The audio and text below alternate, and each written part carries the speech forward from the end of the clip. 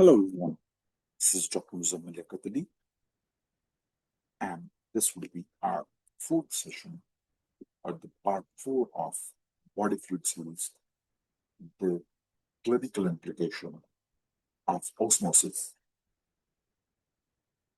dialysis. So, dialysis is the separation of solutes by size, charge across the semipermeable membrane.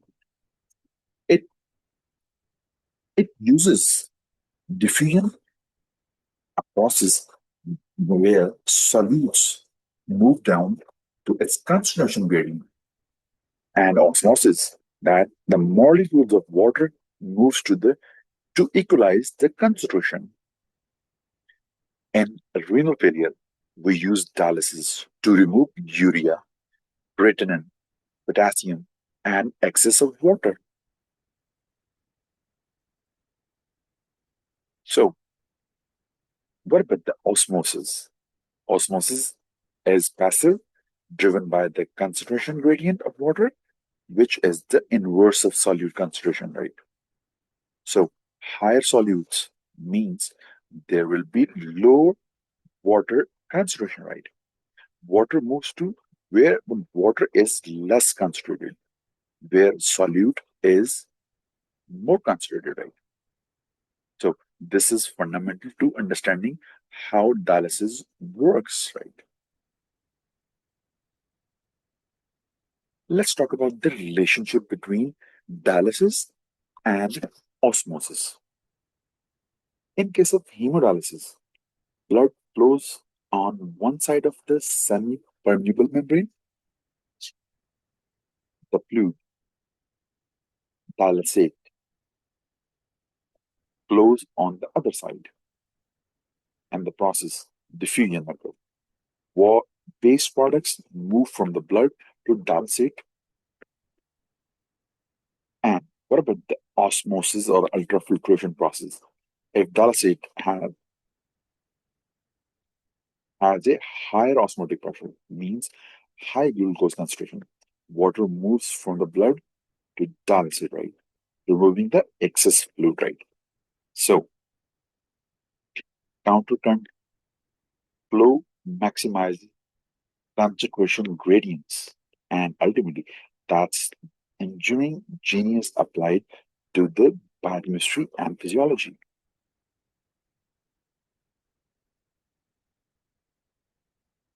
So let's talk about the how solute movement occurs in dialysis, right? Solutes move from high concentration to low concentration, right? Water moves osmotically.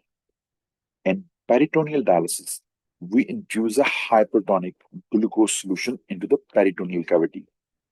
Water is drawn from the blood across the peritoneal membrane, which acts as a semipermeable membrane, carrying urea and creatinine with it by convection and diffusion process. This fluid is then drained. This is done daily, right? So this is one of the procedure also known as CAPD, right?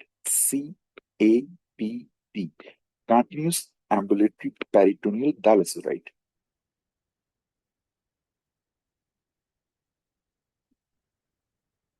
Now, let's have a look on the application of dialysis, right? The hemodialysis and the peritoneal dialysis. What about the hemodialysis? That is faster, done in center, and can be done 3 times in a week. So, this requires vascular access, better for rapid fluid and solute removal, right? What about the peritoneal dialysis? That is a bit slower if we compared it with the hemodialysis. It can be done at the home on a daily basis, right? Bit gentler, preserves residual renal function for a longer time, but risk of peritonitis is there. So both rely on osmosis to remove water. Without osmosis, we would have to pump water mechanically, which is impossible. Osmosis is the salient hero of renal replacement therapy. So, what about the advantages of osmosis in dialysis? Osmosis is passive. No external pump needed for water removal. It's gentle, self-regulating, and safe. That's why we call dialyze. Even critically ill patients without causing a rapid fluid shift, right? Or if done correctly, rapidly corrected, right? Rapid water removal by excess osmotic gradient can cause hypotension. So we control the gradient very carefully.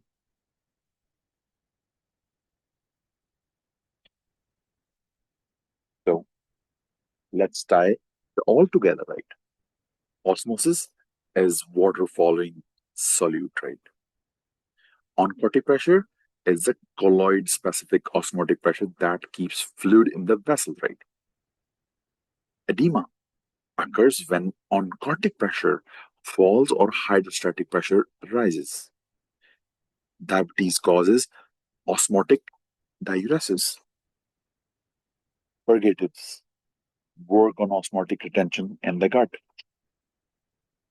Dialysis uses osmosis to remove water. So here's a question for you, right?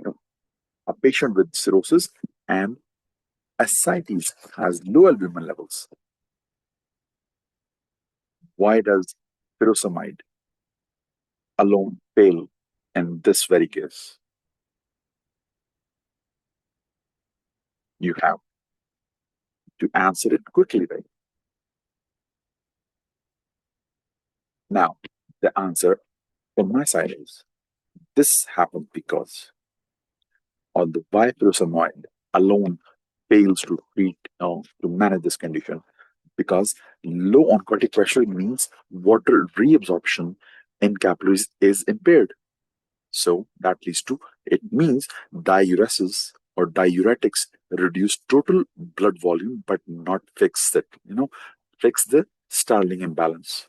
So you need to raise oncotic pressure ultimately.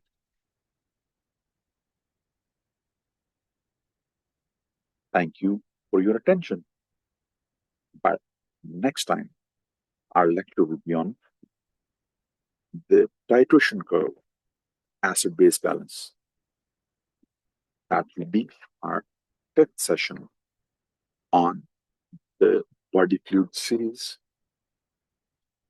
We will cover buffers in pretty much detail. Again, we have already gone through, the simplified form, right? And it's have a better question. It's clinical implications and the logic behind blood gas interpretation, right? Do not miss it. Stay curious, stay clinical. See you then. Thank you very much. So, if you like this content, please share, like, and subscribe to the channel. Right? Thank you once again.